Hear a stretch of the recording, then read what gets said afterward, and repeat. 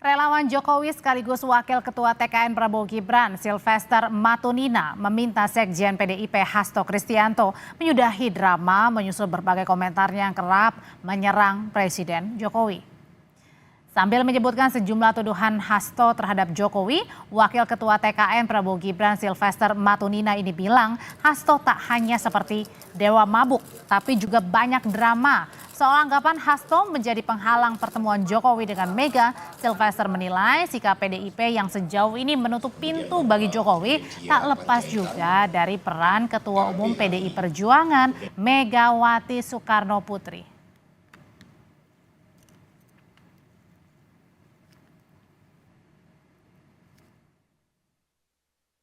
Ya, bukan hanya jurus dewa mabuk, kadang-kadang Pak Hasto ini melankolis kan sampai nangis biasanya.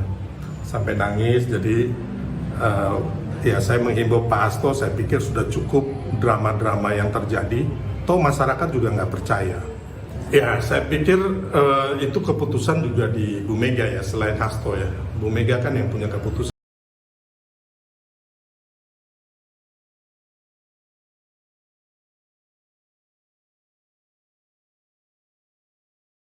Agar bangsa ini bisa adem. Ya tolong tanyakan itu benar nggak, siapa tahu bohong kan.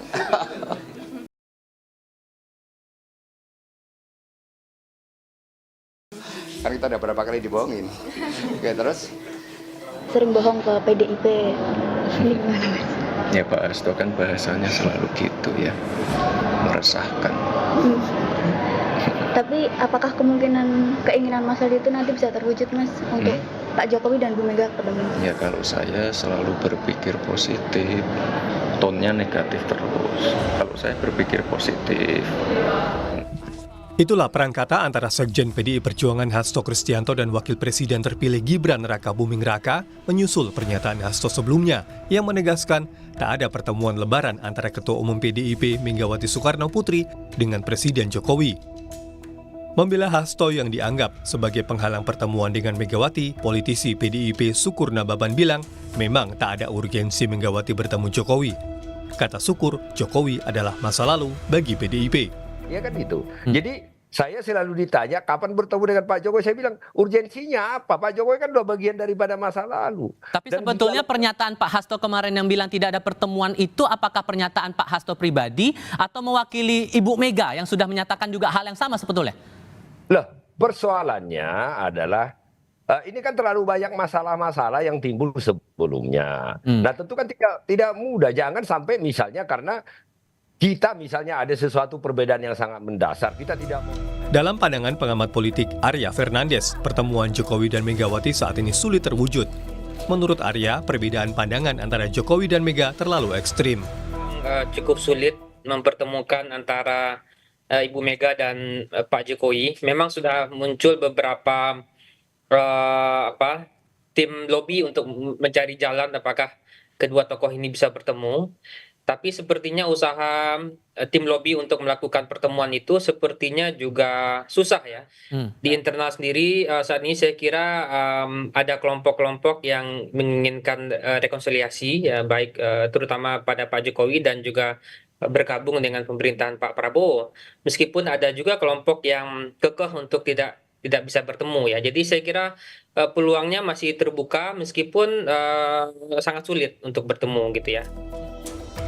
Senada pengamat politik M. Kodari juga berpandangan peluang Jokowi bertemu Mega sulit terrealisasi saat ini. Kodari menyorot Prabowo sendiri sampai saat ini pun belum bisa bertemu Megawati. Sampai hari ini pun sebetulnya Pak Prabowo kan belum ketemu dengan Ibu Mega. Jadi sebetulnya nasibnya Pak Prabowo ini 11-12 dengan Pak Jokowi. Oke. belum ditemui oleh Ibu Mega, dan artinya rasa senasib sepenanggungan itu muncul di antara Pak Jokowi dengan Pak Prabowo. Apalagi sekarang kita bicara ada Gibran sebagai wakilnya Pak Prabowo, Pak Jokowi sekarang ada di pemerintahan, lalu Pak Prabowo akan melanjutkan pemerintahan Pak Jokowi. Jadi saya melihat sih pada hari ini ya kemungkinannya akan berjalan Prabowo dengan Jokowi. Di sisi yang lain, wacana pertemuan Jokowi Megawati muncul di tengah proses sengketa Pilpres di Mahkamah Konstitusi. Bahkan Megawati sendiri mengajukan diri menjadi amicus curiae yang memberi masukan kepada Majelis Hakim Pengadilan Sengketa Pilpres. Megawati tak sedikit pun memberi pernyataan soal hubungannya dengan Jokowi. Namun, sekjennya Hasto Kristianto kerap melempar kritik dan memberi kode PDI Perjuangan menutup pintu pertemuan dengan Jokowi. Tim Liputan Kompas TV. Hubungan Presiden Jokowi dengan PDI Perjuangan terus memanas. Sekjen PDIP Hasto Kristianto tak hanya menegaskan PDIP menutup pintu pertemuan Lebaran antara Megawati dan Jokowi, namun juga terlibat perang pernyataan dengan Wakil Presiden terpilih Gibran Rakabuming Raka. Tapi di sisi lain Megawati Soekarno Putri juga mengajukan diri menjadi amicus curiae ke MK yang berisi masukan agar putusan sengketa Pilpres membawa keadilan. Lalu apakah benar Sekjen PDI Perjuangan Hasto Kristianto menjadi figur penghalang rekonsiliasi antara Megawati dan Jokowi, ataukah memang PDIP di bawah Megawati yang memang menjaga jarak dengan Jokowi? Sudah bergabung sore hari ini politisi PDI Perjuangan Seno Bagaskoro, relawan Jokowi dan Prabowo Mania Immanuel Ebenezer, dan juga pengamat politik Adi Praitno. Selamat sore Bapak-bapak semuanya. Selamat sore. Jadi saya mau penegasan lagi, Bang Noel, benar Mas Hasto, Sekjen PDI Perjuangan ini jadi penghalang kuat pertemuan antara Bu Mega dan Pak Jokowi? Ya, sepertinya sih arahannya yang kita lihat beberapa kali peristiwa yang kita alami, Hasto itu menjadi penghalang komunikasi antara Bu Mega, begitu juga ke Pak Prabowo. Kenapa disebut gitu, Bang? Suaranya masih di mute, Bang? Termute, Bang Noel? Bang Noel? Oke, sambil diperbaiki komunikasinya, saya mau ke Mas Seno dulu. Tadi pesan singkatnya tadi sebelum tadi jaringannya agak patah-patah terputus begitu, Mas Seno dibilangnya Mas Hasto ini menjadi penghalang kuat pertemuan antara Pak Jokowi dan Mega. Ya, pertama saya bisa memahami bahwa pertemuan Pak Jokowi dan Bu Mega ini memang sengaja dibesar-besarkan, diglorifikasi di saat-saat ini untuk sebagai salah satu menurut saya pengalian isu atas situasi di MK yang kami semua masih menunggu hasilnya. Maka diupayakan agar opini publik itu kemudian terarah pada arah rekonsiliasi. Sehingga seakan-akan pemilu sudah selesai, pemilu sudah ditemukan pemenangnya, sudah tidak perlu lagi membahas persoalan yang kemarin dan diarahkan untuk segera melakukan rekonsiliasi. Jadi saya kira ada satu pengarahan yang mana itu ada ketakutan tertentu bahwa para hakim MK akan memutus dengan hati nurani berdasarkan kebenaran. Maka pertemuan itu bisa diglorifikasi. Jadi maksudnya hanya pemindahan isu saja dari MK?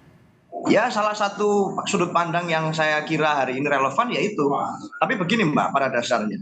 Kalau bicara tentang Pak Jokowi dan Bu Mega, sebenarnya kan tidak pernah kami ini membuat pagar pembatas dengan mereka-mereka yang memikirkan kepentingan bangsa dan negara. Tapi kan pagar pembatas itu diciptakan sendiri oleh Pak Jokowi. Jadi bukan kami yang sebenarnya membuat pembatas itu, tapi Pak Jokowi sendiri. Apa saja alasan-alasan itu? Ada banyak sekali. Contohnya di dalam pemilu kemarin, bagaimana putusan MK kita lihat ada pelanggaran etik di sana yang Pak Anwar Usman terafiliasi misalnya dengan keluarga Pak Jokowi. Ada kemudian dorongan-dorongan untuk menempatkan seluruh ambisi kekuasaan sebagai penggerak utama dari daya tawar politik dan lain sebagainya yang terjadi di pemilu kemarin. Ada kalau yang tertuang dalam dokumen hukum kami di MK misalnya ada abuse of power yang itu dugaannya sudah kami serahkan kepada hakim konstitusi. Ada dugaan nepotisme dan lain sebagainya. Tindakan-tindakan yang berlawanan dengan prinsip-prinsip dasar kader PDI Perjuangan yang selama ini Jokowi berada di situ. Sehingga kalau bicara tentang pagar pembatas, mengapa pertemuan ini tidak terjadi atau mengapa kita menghindar dari itu, bukan semata-mata karena Pak Hasto, bukan semata-mata karena tokoh-tokoh ini, tapi Pak Jokowi sendiri yang menempatkan jarak batas dengan apa yang menjadi sikap prinsip kenegaraan. Oke. Pak Jokowi sendiri yang dianggap oleh PDIP ini menempatkan jarak batas antara PDIP dengan Pak Jokowi sendiri, Bang Noel. Jadi Mas Hasto ini bukan penghalang. Pak Jokowi, agenda pertemuan presiden dengan Bu Mega sebenarnya sudah di atas meja. Nah problemnya ini kan ya kita lihat beberapa hari ini peristiwa yang kita lihat Hasto bahkan seakan-akan meng-underestimate presiden. Rasanya dengan ada beberapa cara dengan ada keluh kesah kawan-kawan dari ranting PDIP yang melakukan resistensi terhadap pertemuan itu. Saya rasakan Hasto ini kan sebetulnya sekjen partai besar. Seharusnya dia bisa menunjukkan perilaku-perilaku sebagai politisi yang benar-benar cara pemikiran juga besar juga, bukan menjadi kerdil. Gitu. Kita sih mau pertemuan ini benar-benar sangat genuine lah ya, tidak sekedar simbolis aja. Tapi kata Mas Eno bilang kan tadi sebelumnya justru ada awal-awalnya nih yang membuat akhirnya jadi renggang nih, bukan PDIP yang membuat. Kenapa? Bukan PDIP yang membuat, awalnya justru ada berbagai alasan. Justru Jokowi sendiri yang membuat kerenggangan ini. Presiden Jokowi sampai detik ini sangat membuka sekali pintu silaturahmi dengan siapapun. Bayangkan aja, sampai adanya open house di istana. Di istana itu siapapun, masyarakat kalangan manapun bisa ketemu dengan presiden. Begitu juga Prabowo berkali-kali mengucapkan bahwa kita sebagai kader bangsa, anak bangsa, yuk kita. Tapi pada lebaran-lebaran sebelumnya, Bang Noel, bukannya Pak Jokowi yang menghampiri ke Teguh Umar nih bertemu Bu Mega? Lah kan persoalannya kan dihalangin. Sama? Bentuk penghalangnya Hasto lah, tanya aja sekjen PDIP Hasto.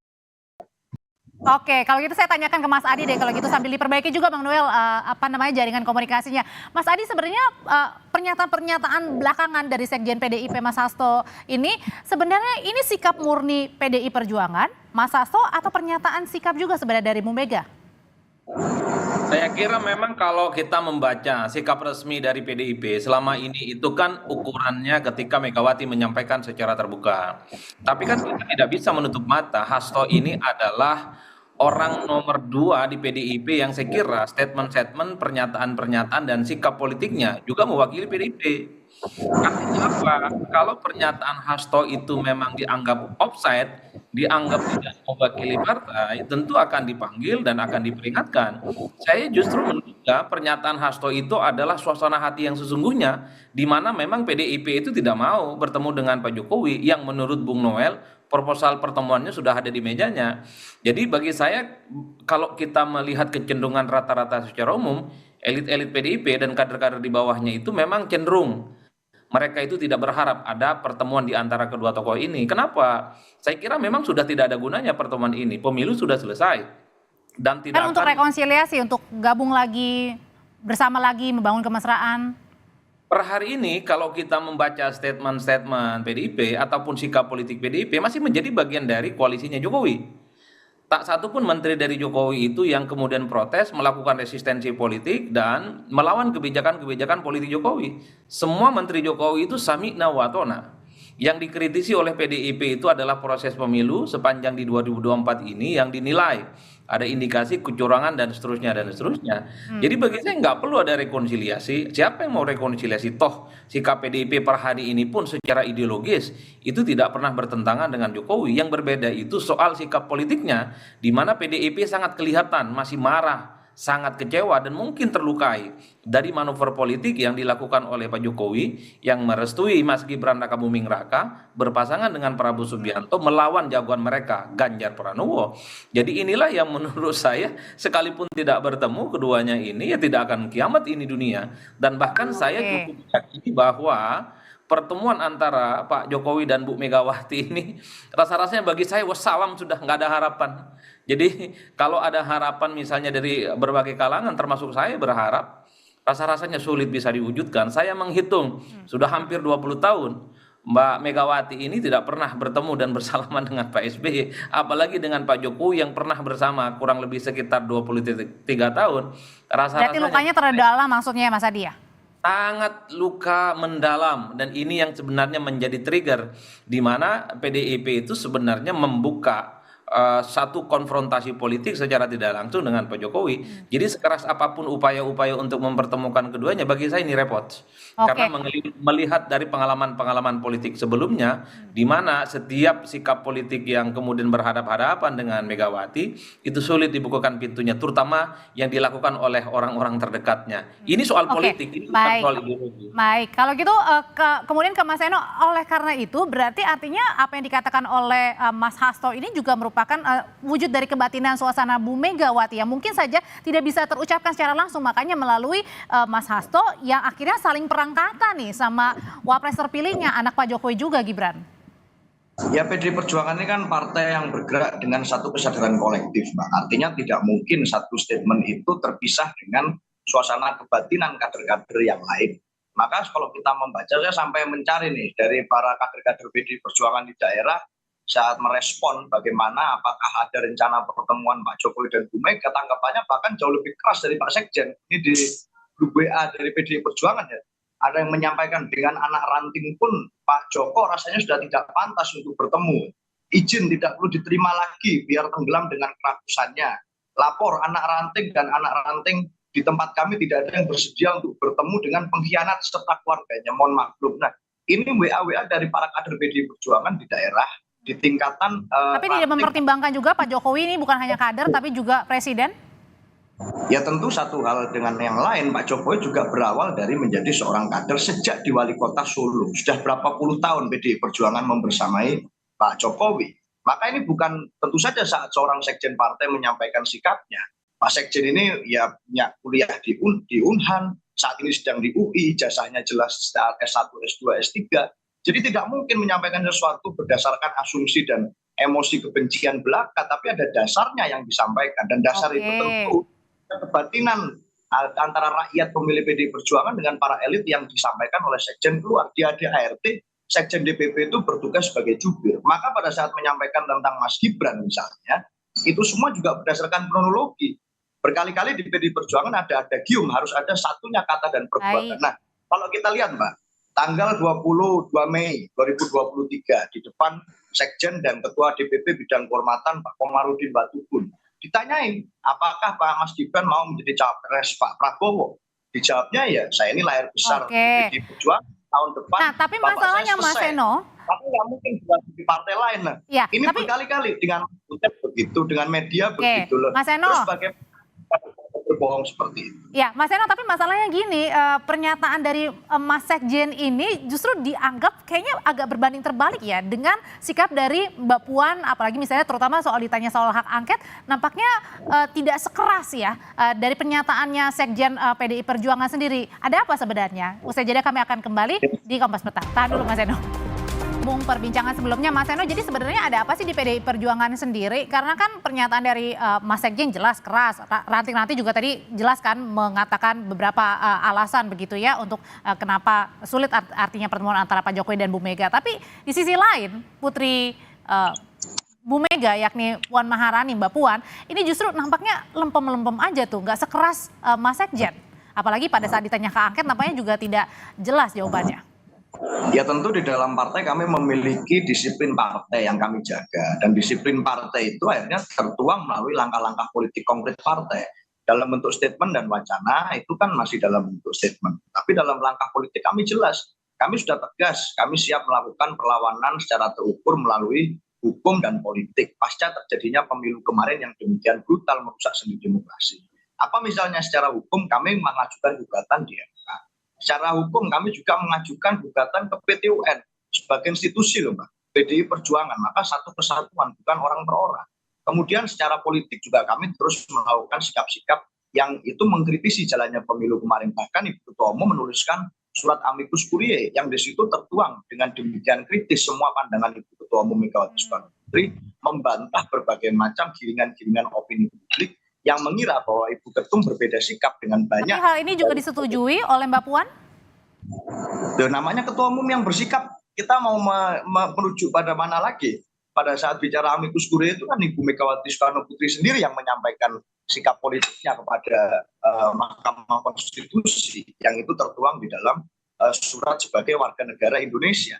Maka saya rasa tidak ada perbedaan di dalam PDI Perjuangan. Tentu saat bicara tentang momentum politik ini sesuatu yang berbeda. Akan menggulirkan langkah politik tertentu termasuk dalam menentukan posisi politik PDI Perjuangan. Termasuk dengan jadi atau enggaknya menggunakan hak angket, ini keputusan Bu Ketua Umum juga?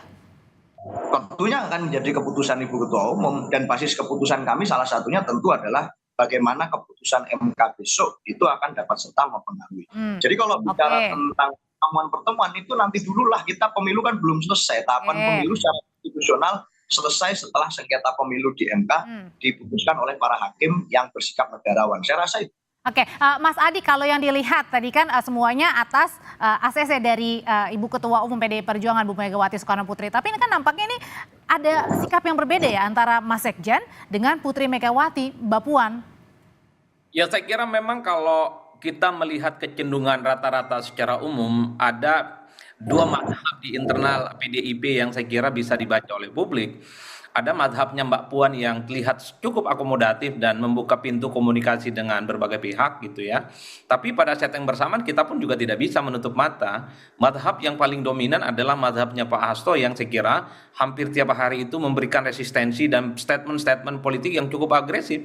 Yang diserang, yang dikritik itu adalah Jokowi dan keluarga besarnya, bukan Prabowo Subianto. Itu yang saya kira menurut saya ini satu indikasi memang suasana hati PDIP per hari ini itu memang tidak mau berkomunikasi dan membuka pintu kepada Pak Jokowi yang dinilai telah melakukan manuver politik berhadap-hadapan dengan mereka di Pilpres 2024 yang dilaksanakan beberapa bulan yang lalu.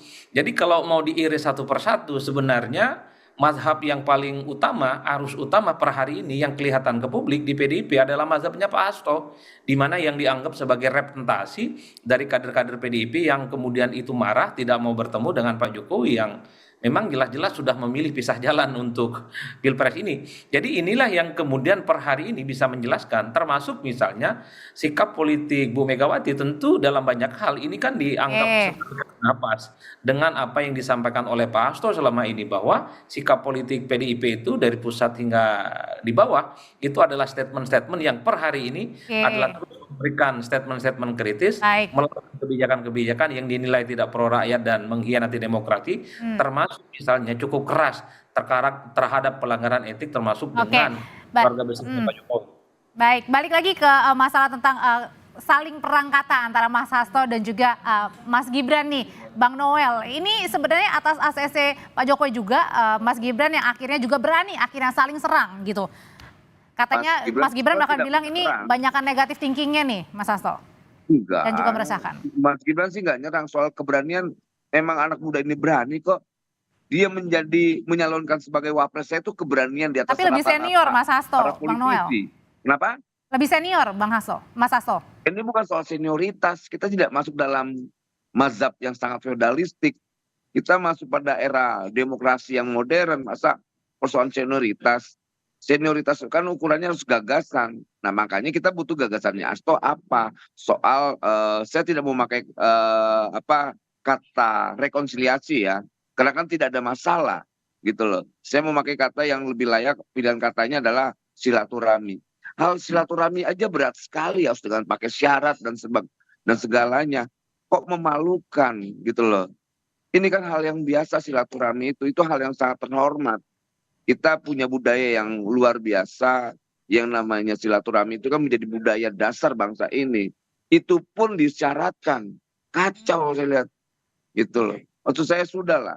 Kita sudahi, walaupun kita sama-sama ketahui instrumen gugatan yang dilakukan oleh kawan-kawan PD itu sangat bagus. Ya, pasti kita semua punya catatan lah soal pemilu 2024. Nah itu catatan itu biarkan kita sama-sama memperbaikinya.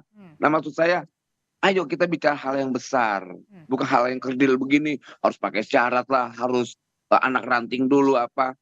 Sikapnya Hasto itu sebenarnya sangat memalukan partainya, memalukan Bu Mega, yang punya sejarah panjang gitu loh. Nah kalau gitu Mas Adi sebenarnya kan kalau dilihat-lihat nih Ketua Umum Parpol pun ayo gabung aja koalisi, Pak Prabowo juga bahkan membuka peluang ya untuk kemudian berbicara begitu. Tapi nampaknya dari semua koalisi Prabowo Gibran kayaknya hanya Mas Gibran aja nih yang paling berani untuk menyerang PDI Perjuangan.